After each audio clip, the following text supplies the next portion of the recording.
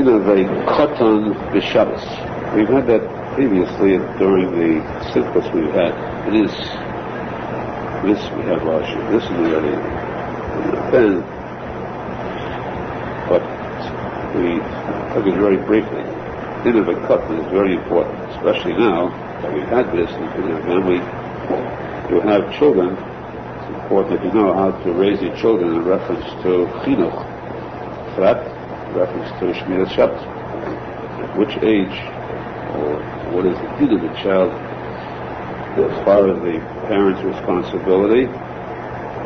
See that the child observes the mitzvahs even before a mitzvah, even before he is of age to carry out mitzvahs, even as a child, or even as an infant. Is there any responsibility as an infant?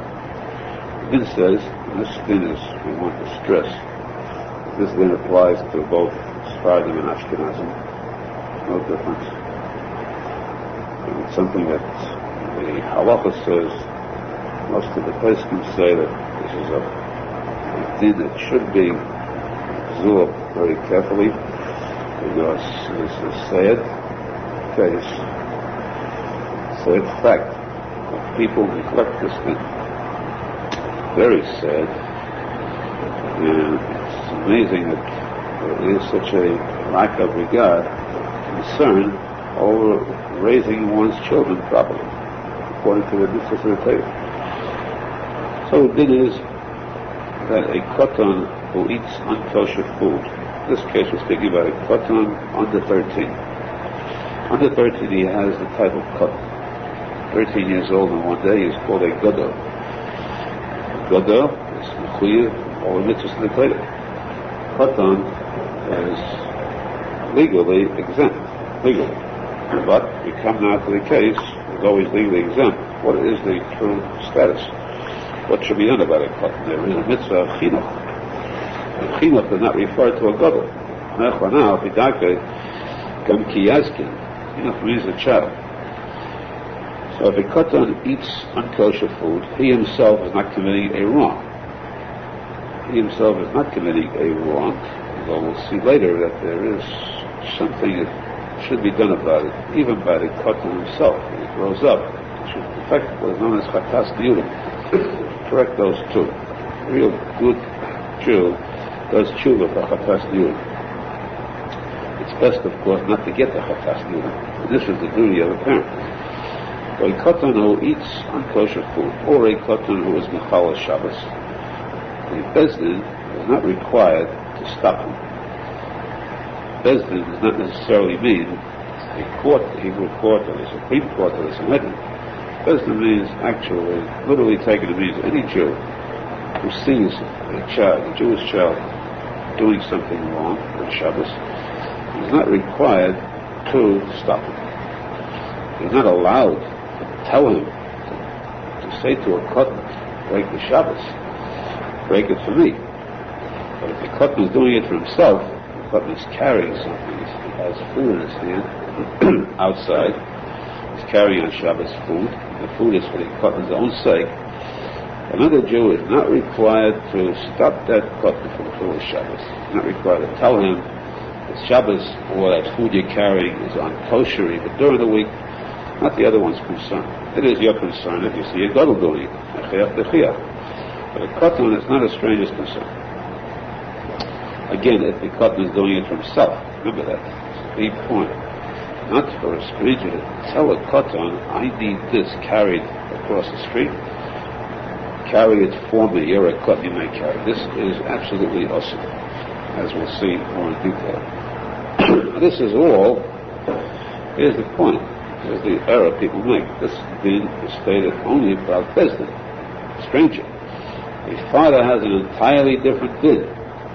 Father has a din that he he's compelled to stop his child, a koton under 13, from eating treif. He is compelled to stop his child from eating Chal Shabbos, even if he's under 13.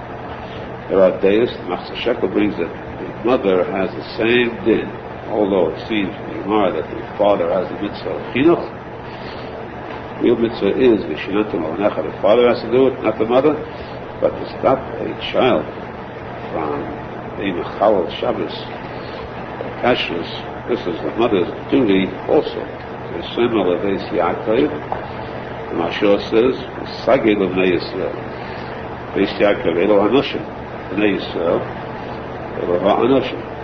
Even though it's called Beis Yaakov, the Torah says, Hashem to Beis Moshe Feinstein, tell Beis Yaakov, tell the women that that the Sagei, she should tell, not the Sagei you. Sagei means either you or she. In this case, the fact is Sagei that she should tell Bnei Yisrael to her children. We see that a woman is also required, a mother is also required to stop the child from an important kiruv. We have two kinds of mitzvahs. Say Sheva Tasei Kuvasei. Mitzvah Sasei, mitzvah Sasei. The child is doing nothing. You want the child to get up, go into action. The child is doing no wrong, but there's a mitzvah to do something. Mitzvah to go eat in the sukkah. Is there a chiyuv to tell a child, go do a mitzvah? In this case, mitzvah say the chiyuv of chinuch is the child as soon as he understands. When he understands the mitzvah, understands the word, go in the sukkah rather than in the house, understands what you're saying, then the mitzvah is chal. Generally, we say a child at 5 years old is already chiyuv in the sukkah. Sukkah, of course, is a very special thing. At the age of 5, you have the mitzvah of sukkah. At the age of 4, there's a separate thing where you're not required because the child is not old enough to go outside. You have to train the child to go outside to eat. So sukkah does have a separate halacha. But to train the child, the mitzvahs I say, to daven, to do mitzvahs, maasiyos. Those mitzvahs, maasiyos, mitzvahs I say, when the child has a havana. It's not 5 years old, 8 years old, it could be 3 years old. A child at 3 understands. If he's an intelligent child, that's when the mitzvah say is chal. Do the mitzvah at the age of 3.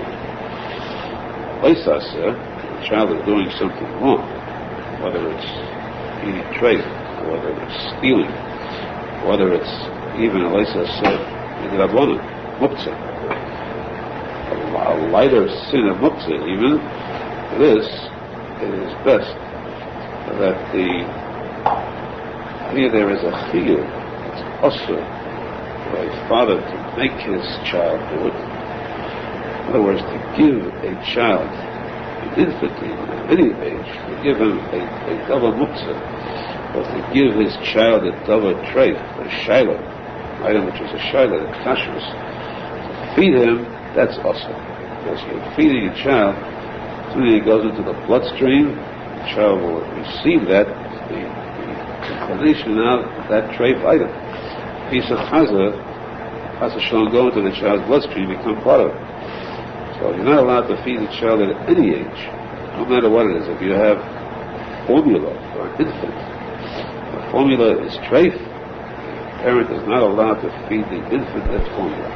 It's only an infant. What does an infant know? You're not to feed it. Child is only if the child is doing something by himself. You do not give the child this type of food. You do not give him this muktzah item. The child himself is doing something on Shabbos that is asur. There, legally, would be permissible to let the child go if he has no seichel at all. Say under 2 years old, around 2 years old, 3 in some cases. You have some adult children. In those cases, you would say it's permissible not to stop them. However, it is permissible, but it's a mistake to do what's permissible in a case like that. Because if you train a child when he's an infant, subconsciously it will penetrate his mind. Subconsciously, even in an infant's mind, there will be a penetration, and the kedusha will begin to spread throughout the entire goof, the shama of that child, so that when he's able to understand, he'll have the yesod, the foundation of kedusha. What is right and proper is that a child should be stopped, and an infant should be stopped. If it's doing wrong, it's it's by a light switch and putting on a light in Shabbos. An infant in less than 1 year, what is crime there? Besides, I'm not a sign, of course. Others will think that outsiders will think it's the people in the house. Let's say it's a light switch in a toy. Nobody would see it. There too, the parent should stop the child to know that this child never, since its birth, ever was Mechala Shabbos. The person knows I raised my children properly. My children, all their lives, never had the Chatas Yulim of Shabbos, Ikrim, Shabbos, Kashrus. Never was that a problem. Never had that arisen. You see cases where it's done properly, you must testify to the fact that an infant is given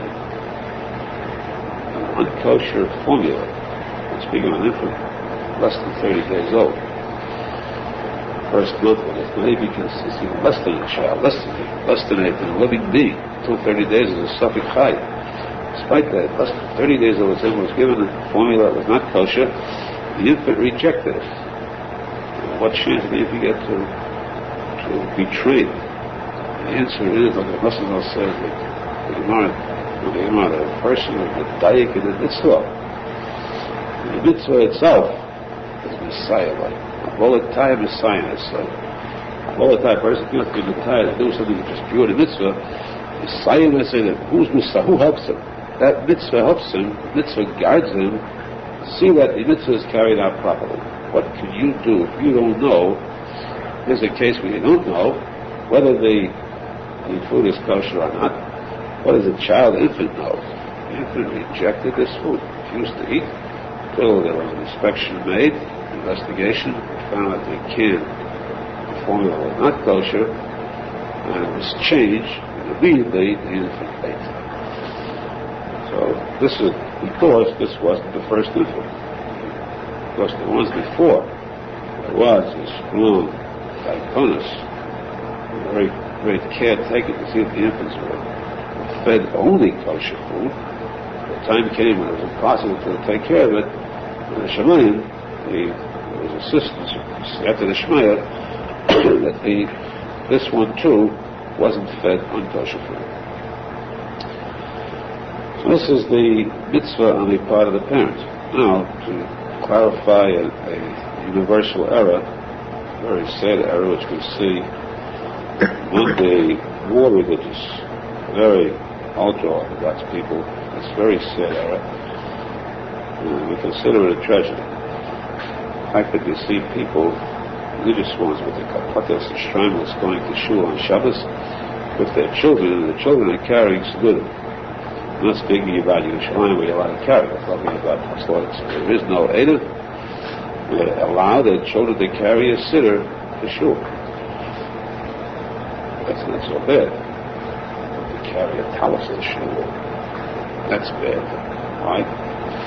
Of course, the error stems from, there is a Rashba, Aharon, who say that you are allowed to give a koton, not the father. You're allowed to give a koton, you can give a koton of Isa de Rabon. As we said before, Bezdin is not required to stop a child, but they are not allowed to give the child something which is treif. However, Rashbon Aharon said that if it's an Isa de Rabon, not the Isa, then you're allowed to, Bezdin, the Jew can give a strange kid something which is not kosher or Osir or Chilul Shabbos D'Rabon. And therefore, Kavega asks this child if it's permissible for a child on Shabbos to carry something in a place where there is no Eidah. In other words, it's not a real Reshus Adam. There's no Eidah, which means it's also to carry it, which is Isa D'Rabon. Like a commerce. Vega asked that Shaila, and the answer is that it's forbidden. This Rashbon proceeds forbidden, except that for the sake of the child himself, you're allowed to give this child something on Shabbos to carry.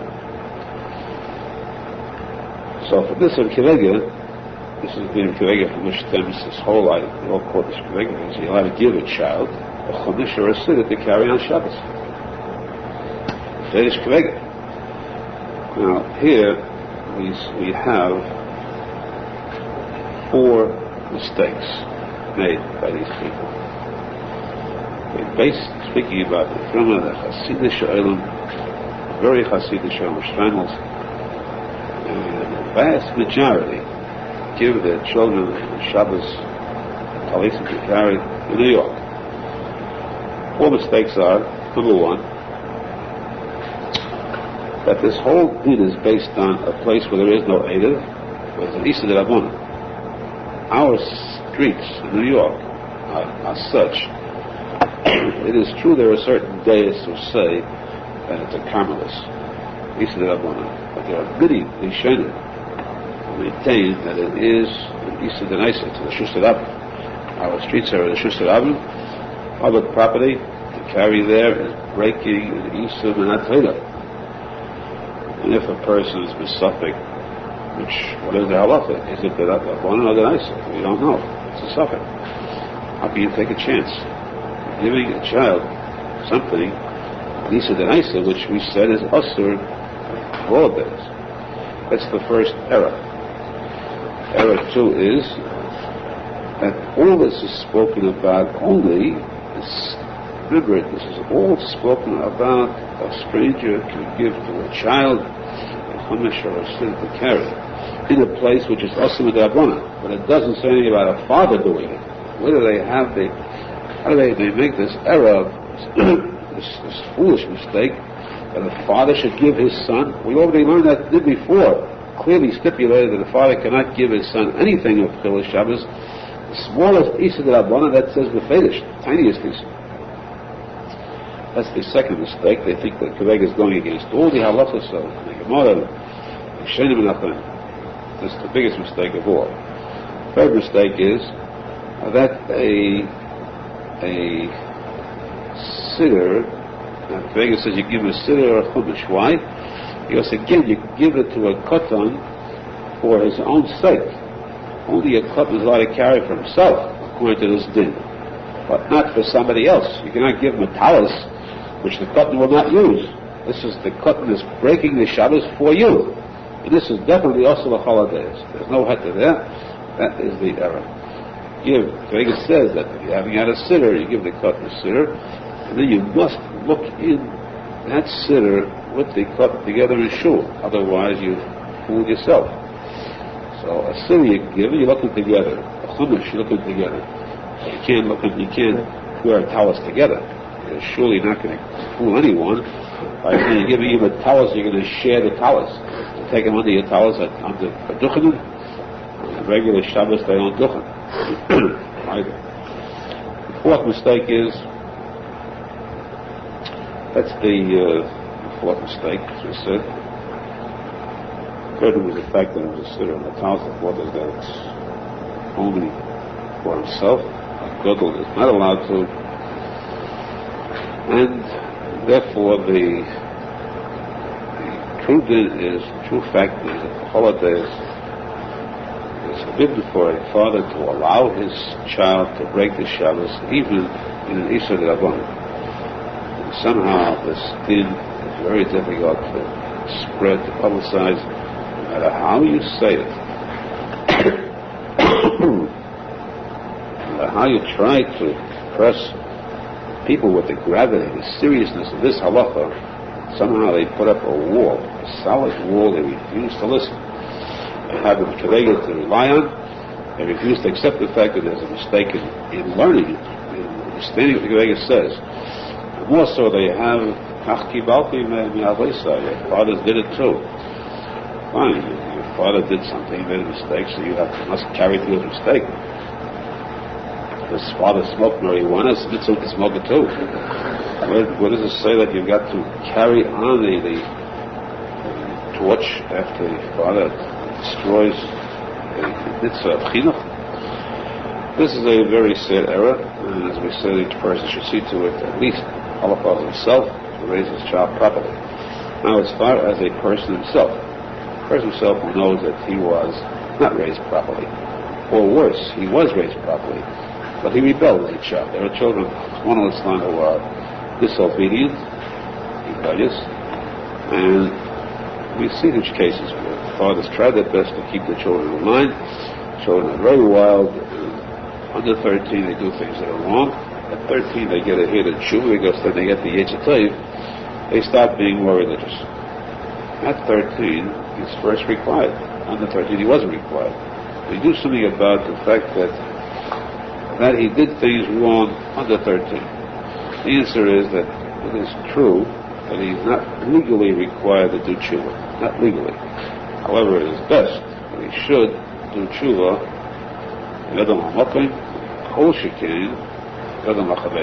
knows that under 13 he stole. He should spend every effort to return the money that was stolen as a child. Again, if a child does damage, he breaks somebody's window, he's puppet. Taz, Chayadam, Migro say that a good Jew should go with Nid Mishivas Adin. That is what the Din requires. And after he becomes a Gadol, or let's say if he's a Kot and happens to have his own allowance, his own money, he should pay for the damage that he caused. He should try not to do any damage that he did, he should pay for it. Most of the Acharim say this. The Chalapachas, after he becomes a Gadol, he should strive to do tshuva, erase the chatas diurim, even at Machaveda, to pay for any damage or harm he did to anybody else's property, and to do tshuva for all the mitzvahs. That way he'll know that his record is clean. As a Jew, at the time of birth, he lived a life of purity, because tshuva is the greatest purifier that exists. We should be zechet to tshuva shlema, the schus of tshuva, the Mula should see this Hanukkah's base of Mikdash. We ask Mashiach to be there.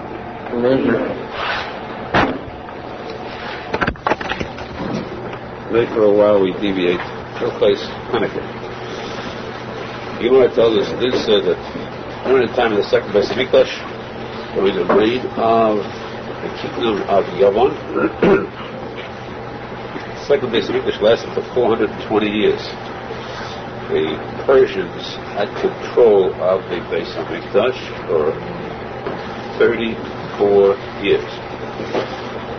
Greeks, Malchus Yavon, for 180 years.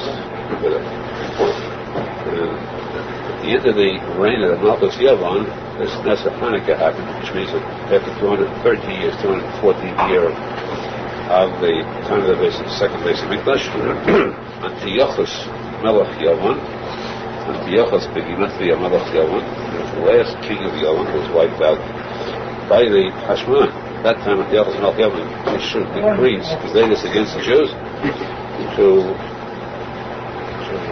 try to tear them away from their religion. Different types of Xeris against the Yesodis, the foundations of Emunah, Yidlat Mustarim Teda, Mitzvahs, and he did a lot of physical harm too. Not like Haman wanted to wipe out all the Jews. His main intent was to stop them from their Emunah Chas V'Shalom. So finally the war broke out between the Aharon, the Greek army, the vast Greek army, and a small band of Hashmonaim. They broke into the Eichal, Beis HaMikdash. There they destroyed a lot. They made the Matame, the Tumah of these Yehonim. Menachem says that the Tumah Yavon is the whole Tumah of the original Mitzrayim, the Kisha from Mitzrayim. The whole Tumah of the Apikursus, the philosophy, comes from Yavon. Greek philosophy, that's one of Islam. This is the greatest Tumah that exists. The Matame, everything was pure, the Beis Mikdash, all the oil became impure, and then miracle of Hanukkah came to pass. That Hashem, the Chassidut Yaakov, the small group of Hashmonaim, these Kohanim, wiped out the entire army of Yavon, the Greek army. They overpowered them, they took over, and they became leaders. So they took back the Beis HaMikdash. They also took over the kingdom. For 103 years, the Hashmonaim ruled as kings also. At one time when there were Kohanim, who ruled as kings, who reigned in Israel. After them, another 103 years, before that was the Malchus Hurdas, last of the kings of the Jews in the second base of Mikdash, a total of 420 years for the second base of Mikdash. The Nes Hanukkah was that they found a small Pach Hashem, a small vial of one of the base of Mikdash with the seal of the Kohen Gadol, and this burned for a period of 8 days instead of 1 day, because of this Nes, because of the Nes of the victory in the war against the Amonim. We celebrate the holiday Hanukkah, celebrated, since this is a ruchnistic type of victory, we celebrate it spiritually with burning oil, light. It's a Nes Sa'udim, Nes a miracle of light. We also, little, because of the fact there was a physical victory too, we also have mitzvah of the Sudas Hanukkah. Sudas Hanukkah is the mitzvah to add a little. Have a little more than usual, not too hard, you won't suffer too much, add a little to your Suda, whatever you like, as some kind of a delicacy to each meal. Either it's fleishiks or milchiks, but add a little, and that way you celebrate it. Of course, there should be, if possible, midas singing at the table. You practice this nick we just sang, so you read this midas, improve on it. That's one. Secondly, too, we celebrate this day because actually we read the things of the Mizbeach. We read about the Mizbeach in the Mishkan, Meshavenu, the Midbar, then we completed the binyan in the Mishkan. So this was completed also on Hanukkah. We didn't celebrate the Be'Behuim until the month of Nisan. Hashem said, at the time of Nisan, because that's the birth of Yitzhak Avinu, different reasons why it was postponed, that celebration. That's the Mishkan. Hashem said to the Mishkan, to this date, I'll pay you back. Don't worry, you'll be paid back. No celebration. Now you'll get it at a different time. Came to Hanukkah, they got paid back well. So this day, we pay back this Yenta, we pay and we pay. We pay Hanukkah girls. Celebrate with the various types of simchas, especially you should know to pay. This says that Marbim is stuck. So if to give stuck on these days because this is a Hanukkah very much masugo to correct defects of the Neshama Chas Hashem. These defects are corrected to a mitzvah stuck on, which is above all the major, it's one of the major mitzvahs in the Torah. Which we deserve it to mashlim ourselves, our government, with these mitzvahs, Sakdashim, and the that we should see with our eyes the Chanukas of the base of Mikdash, third final base of Mikdash, and he has Mashiach, the King and Made of Amen. Continuing Yokas Hanukkah. On Hanukkah, it is permissible to do Halacha, work. It's not a Yentif where work is forbidden, like Pesach, Shavuot, Sukkot. In fact, it is not even like Chalamayit, where work is permissible if it's double or over, like business. However, it is customary that women do not do any malacha as long as the candles are burning. This is something that must be enforced. There's no clue for this. The reason that the women are more machmir than men, why should they be more machmir than men in this case? Shvedish, we understand, was a yentif given to the women. Why Hanukkah? The answer is because one of the miracles of Hanukkah was that there was a very harsh gezerah against Jewish women. What it was that a woman, before she gets married, was forced to see the general, not the Greek general first, so would be deprived of her purity. That's for Shalom. This was that the woman was saved. Therefore, recognition, that's fact, acknowledgement, appreciation, they are the ones who show a stronger tendency towards keeping this as a yontif, more major yontif. Secondly, because the Nes itself was done through a woman, the daughter of Yochanan Kohen, who cut off the head of this general. Ultimately, the brothers head to Yerushalmi, and when the Greek army saw this, they fled. Lost heart, they fled. And therefore, of course, too, this daughter of the Kohen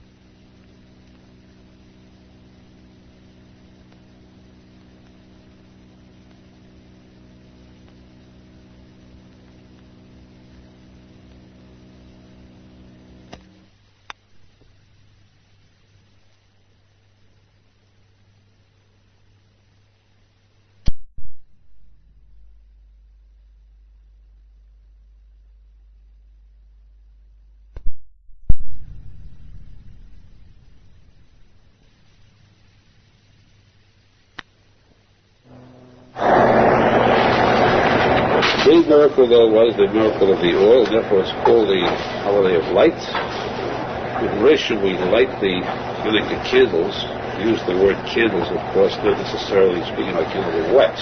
Speaking about candles, the lights, wicks, oil. The Arizal says that the mitzvah of Hanukkah is only with olive oil, pure olive oil.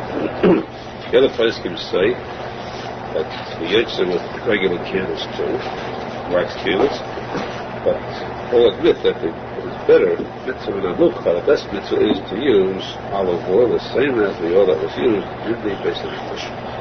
Because it's the main light. Which is referred to that full light, the light of the Gula Shlema, and to see the Menachem again burning in the Beis Hamikdash. The Beis Hamikdash that will last forever. Mashiach and Canaan, maybe the person is supposed to display a respect of cover for the mitzvah, every mitzvah.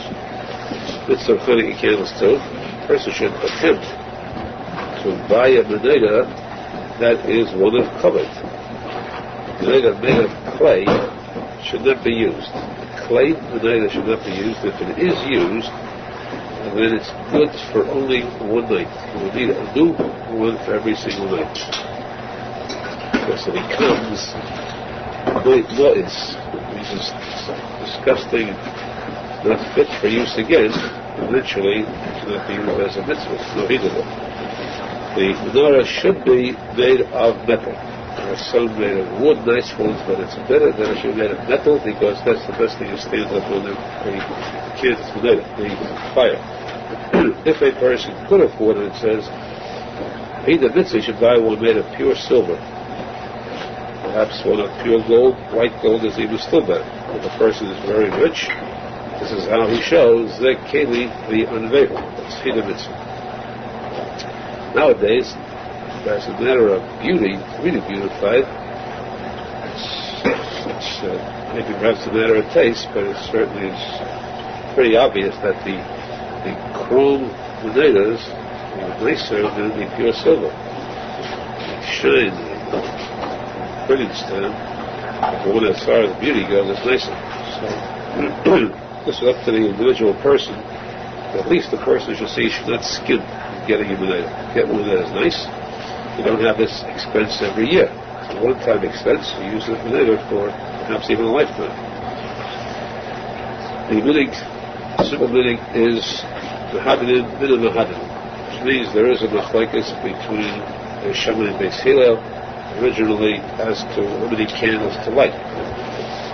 The Yerushalmi say we start with 8 candles the first night, and we decrease every night. Second night 7, and last night 1.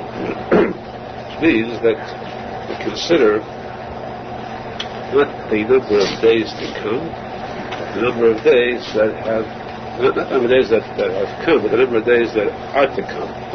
First night there are still 8 days left, we light 8 candles. The second night there are 7 days left, we light 7. Seals say that we consider the number of days that have gone, plus the fact that we say always that a person should increase the kedusha. When it comes to kedusha, a person should always see to it to increase it. So we start with a little and we add to it. Arizal says this means you be cutting the very, very far ones, because they're very far from kedusha, and then the rest of the Menachem come by themselves automatically. In any event, it is all made for the Sifin Kedusha, they bring the Shekhinah into our midst too. Now, as we said, this is 8, 7, and so on. The question is, how about, do we have a separate one for every person in the family, or not?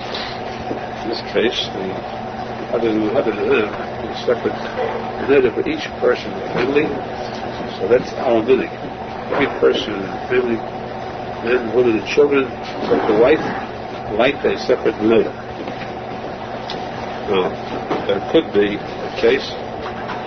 There is also, without the Menachem, where each one lights one single candle.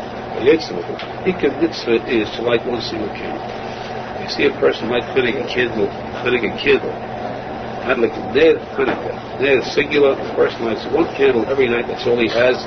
He has completely fulfilled the mitzvah of Hanukkah. Mitzvah, the din is completely fulfilled. Hadarin, to unify the mitzvah we have, is to add 1 to 8 or 8 to 1. That's Hebrew mitzvah. The extra mitzvah is only one. So you must be careful. If you light your first candle, that's the main mitzvah. The rest already is an additional tissues to it. When they have different menadas, they should be careful to see to it that each menada should be in a separate place. You can recognize that they're different ones, that they should look like the same. Of course, if it's a solid menada, there's no possibility of making a mistake. It's only when they have other than cans or something where you might make that error. Also, the candle should not be placed where you light candles all year. You should recognize this is not the candles of the year, this is the candles of Hanukkah. Obviously, in our time, this doesn't apply at all because we don't have candles during the year. We don't have lanterns, we don't have gas, we don't have kerosene lamps. So in our case, of course, any place you put it would be recognizable as Ner Hanukkah, especially since the lid itself is markedly Ner Hanukkah. I think it's only to put it where it is, or somewhere where it could be seen from outside, spread the fact that this miracle happened. We should be zeichet to see with our eyes the miracles that will come with the coming of Moshe Feinstein. We must be the Shulchan Amen. It's the place for the Ner Hanukkah. The best place is at the door of the house. In the old days when they had private homes, at the time of the Mishnah, the Gemara, they all had private homes, so you keep the door open, and people walking by would be able to see the Menachem. That was the best place, because it is your chutza mayonesecha chutza. I think it is that this little light should penetrate out into the vast wilderness outside the Chitzonim, onto the Chitzonim, and spread the light there. The biggest coverage Shemayim is when the light of Emunah, Hashem, Nisa, Nes, which means L'malam Nat Teva, Chutzim Nat Teva, is spread to outsiders, Chitzonim, even the Goyim, the biggest coverage Shemayim. The Lady Kodesh says that you had 600,000 Jews with Moshe Rabbeinu at Har Sinai.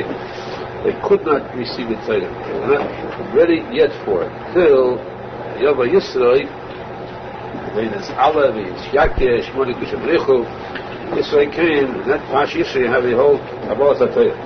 The biggest coverage man is when the Chekim, Shalom Baruch, like call it. Chekim become this guy. That's why it is by the Pesach that the Hanukkah should be placed. That was then. Today, since we have problems we live among the Goyim, there are problems. So, of course, too, physically, we have it in the winter time when the problem leaving the door open. We live in homes that where the door would be in the hall, apartment houses, and so on. So it would not be pursuing anymore if you put it by the door.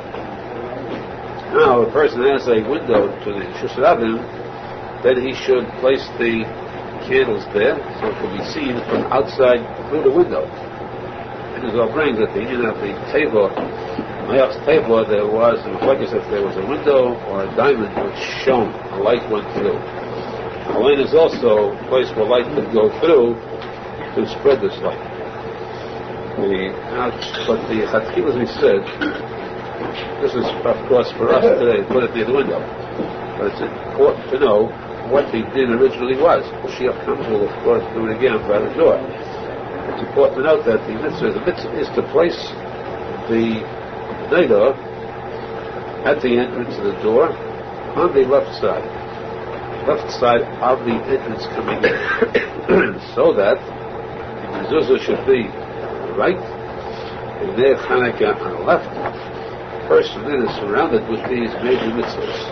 Let him say that the Jew going in has the mezuzah right, major mitzvah, made a Hanukkah on the left,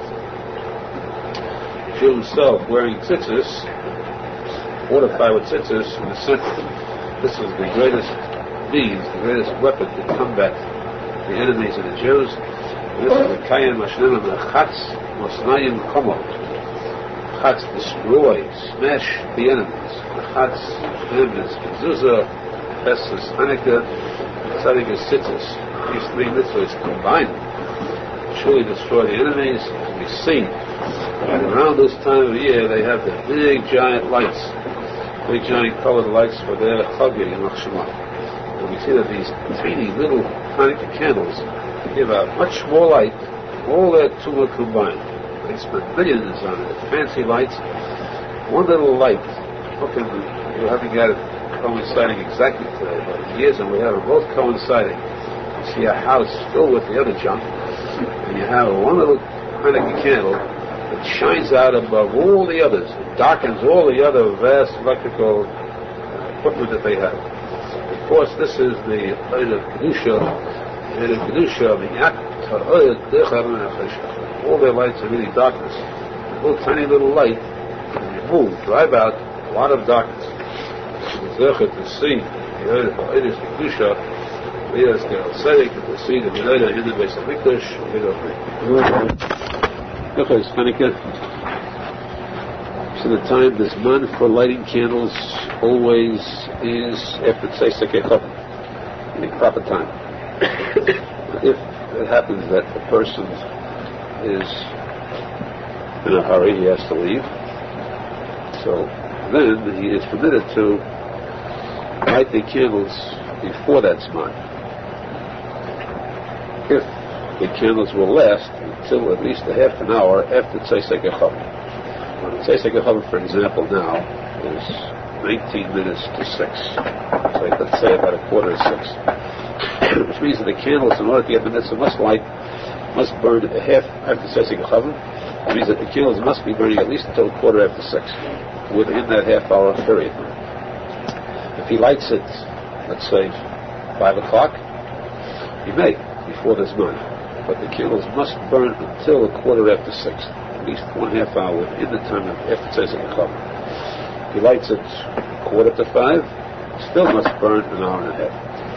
Therefore, Erev Shabbos Kodesh, when it's impossible to light it after posek naturally, in fact, you must light it before you light the Shabbos candles, because the woman must be Yotze also.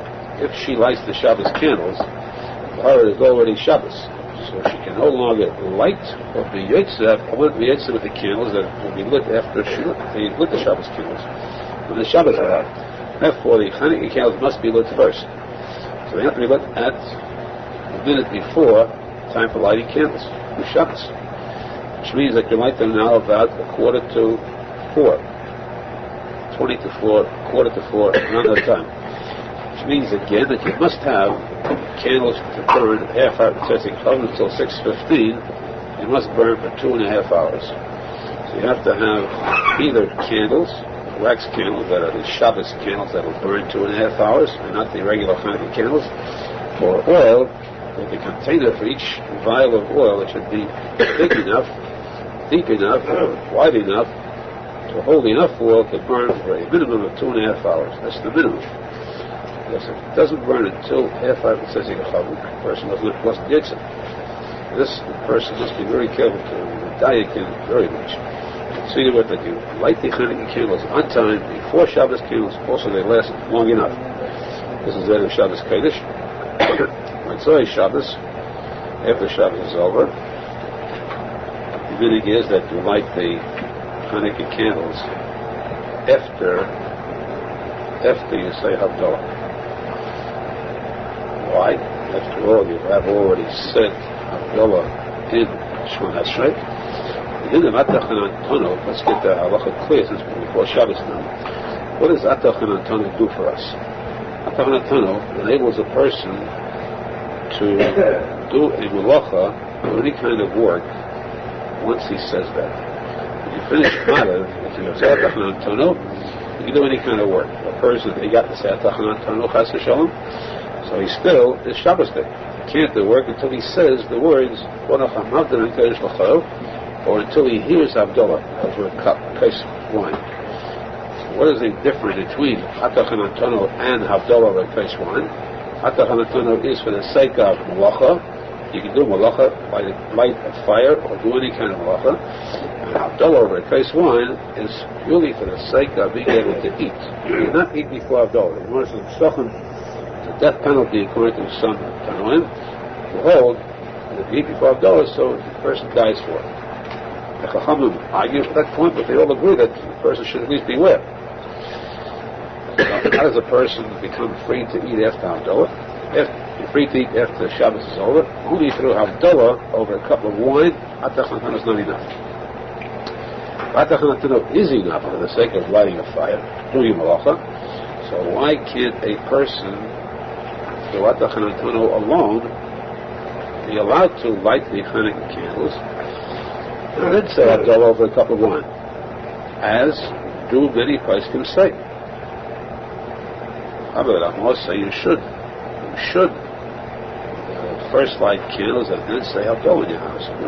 However, the Taz, many other poskim, the minhag is today is like the Taz in this respect. Everyone is made this way. We first say Havdalah, then we light the Hanukkah candles because of the din Todi Kedem, that which is more often comes first. Always, that is the key rule. Todi Kedem. You have more often Havdalah than you have Hanukkah candles. So place that, give that priority in time. First the Havdalah and the Hanukkah candles. In shul, there are some shuls that light Hanukkah candles in shul. Shabbos likes it. There, the Hanukkah candles are lit before the Havdalah. Why? Because there, you're not really edged there. It's because of Persumanisa for everyone in the shul. Reminder, so there we say, we light the Hanukkah candles first because we've already said at the Hanukkah. This is sort of a ceremony. There's no not being edged with it, so it's not a question of to do this. But at home, the minhag is that we Yetzi yourself with Havdalah and Hanukkah candles. First comes Havdalah, and then comes Hanukkah candles. We should be zecher to Mekayim mitzvahs b'shnei musan. And to see, we said today, also Erev Shabbos Kodesh, since we have to light the Hanukkah candles that early, and then the Shabbos candles immediately afterwards, the minhag is that you have to daven mincha first before you light Hanukkah candles. You can't go to shul, daven mincha, and come back and light Hanukkah candles. There won't be time for it. We have to have the minyan first, mincha, daven as early as possible, and then light the Hanukkah candles and Shabbos candles together, and go to shul. The reason for it is that the Beis Hamikdash, the Talmud Bavly, which is in place of, which is synonymous to the Tfilas Mincha, that came before the Ma'arach HaSanedus. Two Avedas in the Beis Hamikdash, called the Talmud, and the lighting of the candles. And since in the Beis Hamikdash they called the Talmud came first, therefore here too we have Mincha first before lighting the Hanukkah candles. We should be zecher to see, perform these Avedas in the Beis Hamikdash. Very shortly we will see a Bias Mashiach and Kenu in the Beis Hamikdash. Amen. Hanukkah. The Hanukkah Nedes, candle of Hanukkah should be properly placed in the proper place. And they should be themselves properly placed, which means that in the Menachem itself, the candles should be all on one line, one straight line. If they are in a circle, it is not the correct procedure for lighting Hanukkah candles. So there are some Hanukkah candles that are sold circular candles, Menachem. Those, though there may be some place who would be material, but that's specific. If they have nothing else, you can rely on it. Otherwise, surely the chatzilah should not be used. Even too, those modern sculpture Menachem, which have the candles going in the form of steps, higher and lower, that too should not be used. All candles should be completely level, except for the shamas, which should be higher. The reason the shamas is higher is because you're not allowed to ever have any hanoah out of the Hanukkah candles. And therefore, if you do have any pleasure out of it, the benefit, we say, comes from the shamas, whose light is closer to you. Except as the Shari Tshuva brings that if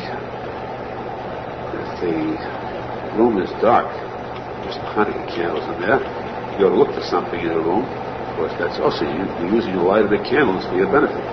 But if you're just walking through the room to a different room, and the Hanukkah candles help you from tripping over some articles on the floor, you left your clothes on the floor, or things that dishes and so on, you carelessly neglected to remove from the floor. The candles help you to win your way through safely.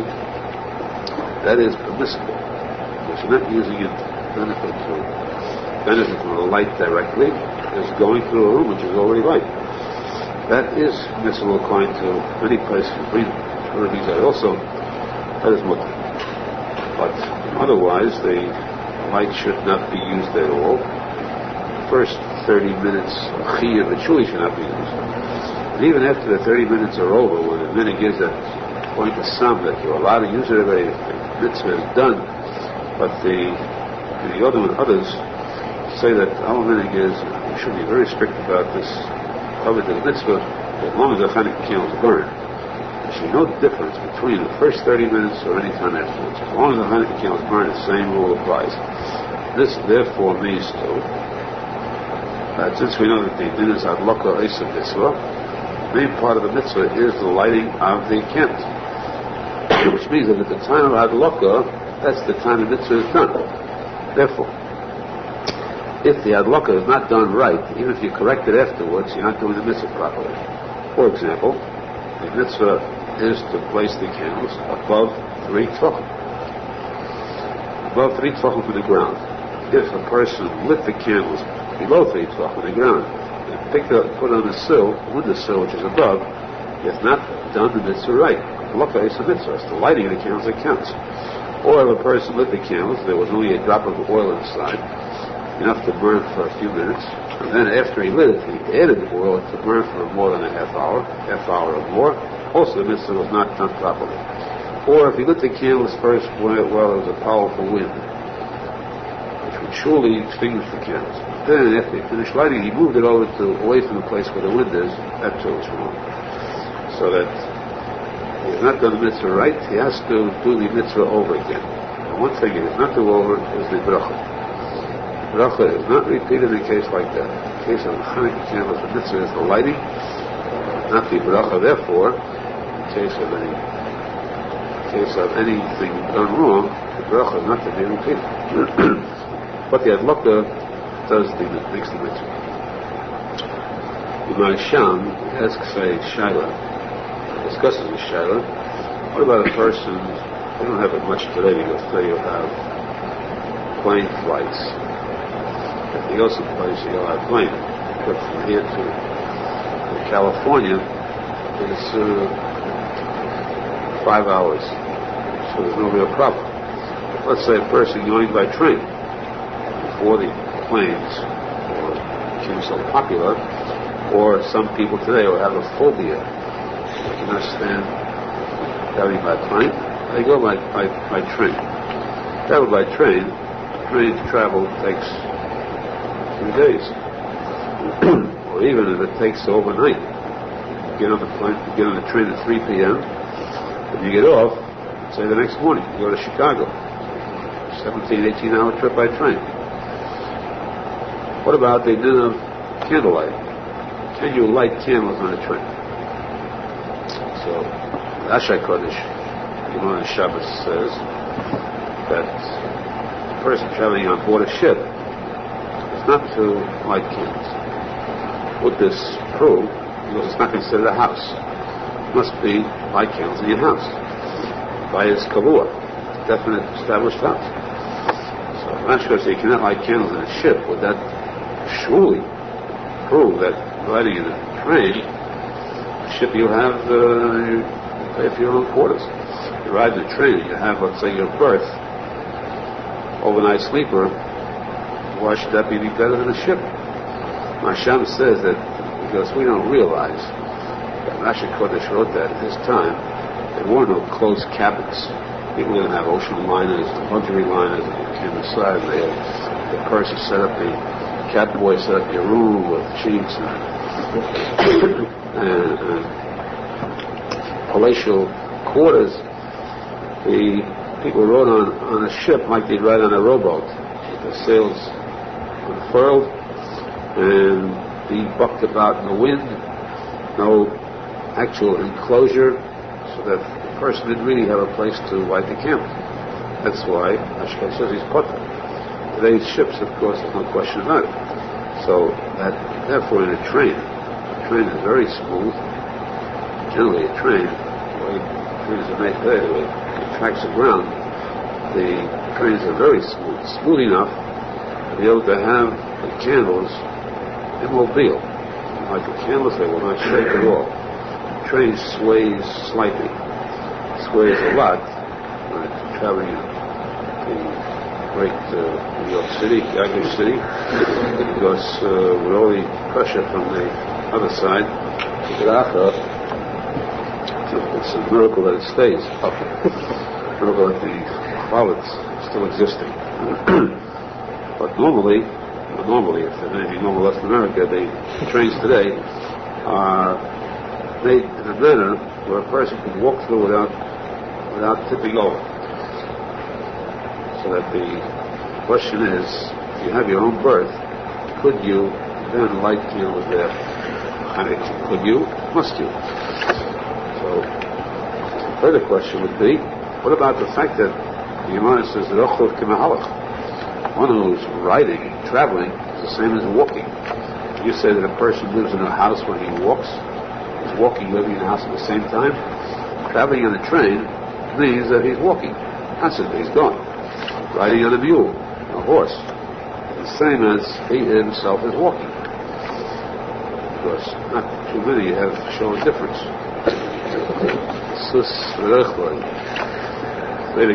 person should see to it that the rider should rule over the horse, not the horse over the rider. Which means that the neshama should rule over the guf. The guf carries the neshama, but not the neshama give in all the things that the guf wants.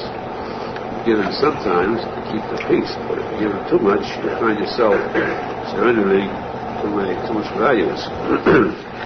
Too many spiritual values. A person will sacrifice neshama that way. Surrender is not always the key. So therefore, since it is considered mahalech, since traveling, riding is like walking, is it proper to light candles if it's a walking home? A mobile home. This mobile home uses the oil to probably use not mobile oil. Masham answers, Halacha L'maisa says you should light candles on such a train, because we find nowhere in reference to Leil Chanukah that the union of Rochel should be, the union of riding, Nafka Mahalech, should be a deterrent as far as the key of the mitzvah. We find nowhere does it say that, therefore we cannot be Mechadish within ourselves. We cannot say that Mechadish a whole new thing because of the Chalos. So, Halacha, the Mesa says, and the Aharon accept this later question, is fact, the person is riding on a train, and therefore now, surely one riding on a ship, which is well equipped for it, surely light Hanukkah candles. Because, the mitzvah of consuming the train flashing by with the Hanukkah candle in the window would make a beautiful sight, the countryside, people watching it, seeing this flash of light of Kedusha, which is that flash of light, true light, very is these candles, which are lit